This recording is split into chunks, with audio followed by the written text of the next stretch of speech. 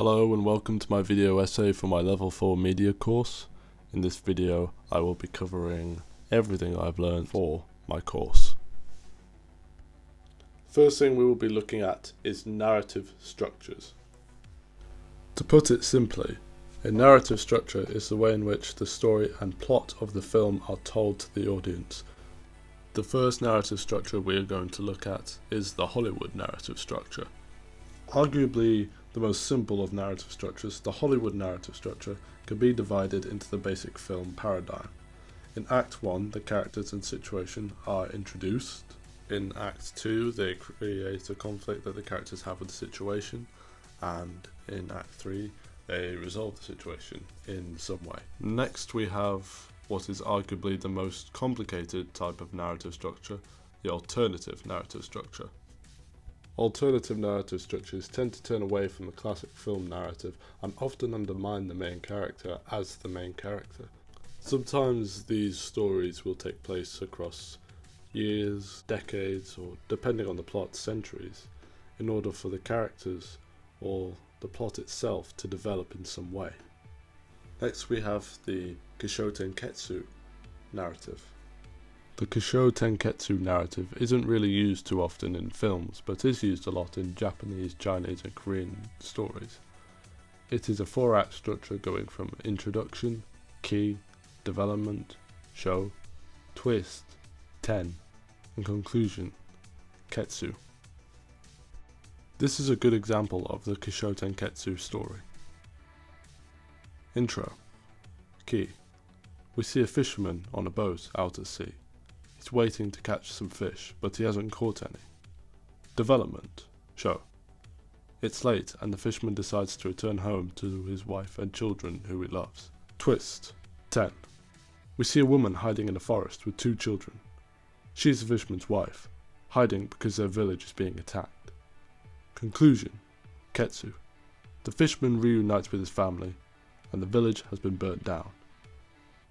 They all then set off on a boat to find another village. Next we have non-linear narratives. Non-linear narratives never tell the story in chronological order. They switch from back and forth between time periods as a way to control, or sometimes even confuse the audience, or create a mystery in its narrative, or build suspense and make the narrative more thrilling and interesting. What does Marcellus Wallace look like? What? Now we go back in time to the 1950s or 60s to look at new wave narratives. New waves try to tell stories that feel realistic and focus on rebellious youth and or politics.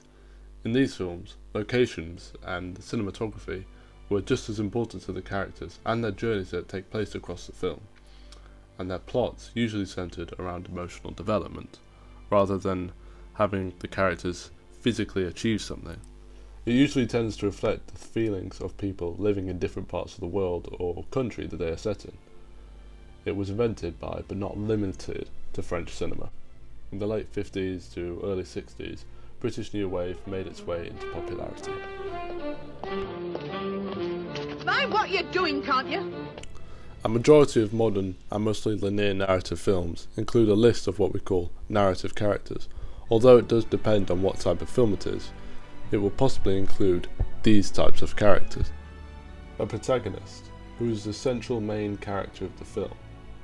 An antagonist, who is the villain of the story, although he may not always be evil. A love interest, who is a source of motivation or distraction from the story for the main character, and may even accompany them throughout the story. And best friend, or sidekick, who is often around to assist the protagonist throughout the film, as well as occasionally motivate them. Now that we've covered different film narratives, it's time to discuss the history of Hollywood. Here I will be talking about different eras of Hollywood throughout the past 100 years or so. Originally entitled Hollywoodland, Hollywood, aka Tinseltown, was founded in 1887 by Harvey Wilcox, who was a prohibitionist from Kansas. Hollywoodland was originally laid out as a subdivision for a real estate company. However, real estate magnate H.J. Whiteley, known as the father of Hollywood, subsequently transformed Hollywoodland into a wealthy and popular residential area. Classic Hollywood. Classic Hollywood is the era of Hollywood productions from the 1910s to the 1960s, known to the world as the most common style of filmmaking. As sound and dialogue weren't audible back then, all the films you would see would be silent films, in black and white. When Hollywood was in its early days, for nearly 20 years all you would see in cinemas was silent films. They would play a shot or a few before or after showing a title card to either tell people the dialogue being said or narrate the scene for them so they know who's who and what's happening. This style of filmmaking began to change in 1917 when the first colorized motion picture, The Gulf Between, was released. However, it was still silent, and this remained the case with all Hollywood films until the 1927 musical drama The Jazz Singer was released, being the first motion picture to have sound. However, it was still in black and white. However, The Gulf Between was not the first movie that Hollywood produced. That film is called In Old California, released in 1910. Described as a historic dramatization of a Spanish woman in the reign of Spanish and Mexican-owned California in the early 19th century, it was from the production of this movie where the director, D.W. Griffith, created the phrase lights, camera, action. The first movie camera ever created was called the kinetograph. It was invented by Thomas Edison, William Freeze Green, and Louis Le Prince. The camera would rapidly take a series of images onto a film reel or sensor. The film reels would then be sent off to a factory to be stitched together. Now we're going to look at New Hollywood. The New Hollywood era of cinema consists of the American film industry from the 1960s through to the 1980s. This is also known as the New Wave or Hollywood Renaissance movement. This was a rise of a new generation of filmmakers like Spielberg, Kubrick and Lucas joining the film industry. In 1967, the releases of Bonnie and Clyde and The Graduate were considered the most defining films of New Hollywood. Both of these films were heavily criticised by critics and audiences alike for their use of sex and violence. New Hollywood also brought a change in cameras. 35mm cameras were used most often in Hollywood in the 60s and 70s. These cameras used film, and putting the scenes together required sending them to a specialist who would spend months doing it.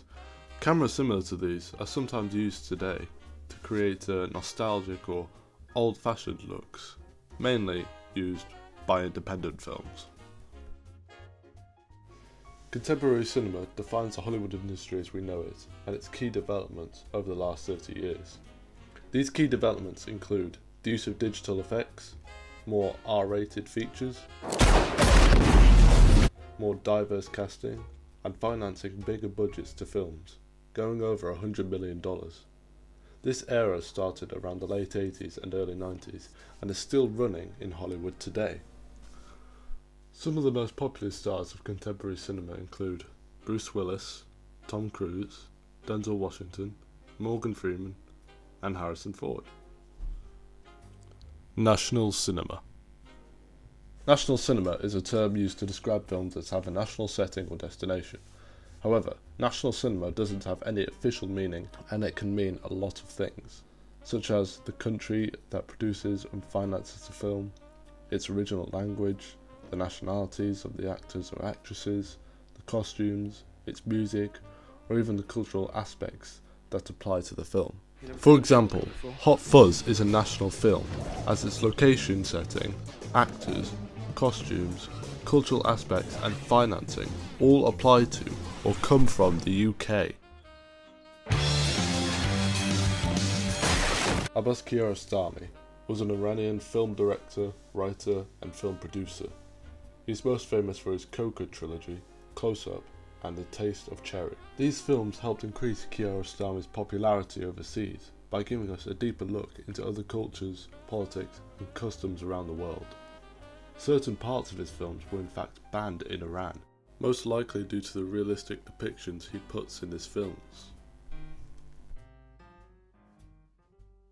In film studies, transnational cinema focuses on a wide range of theories relating to topics such as globalization and economic film aspects.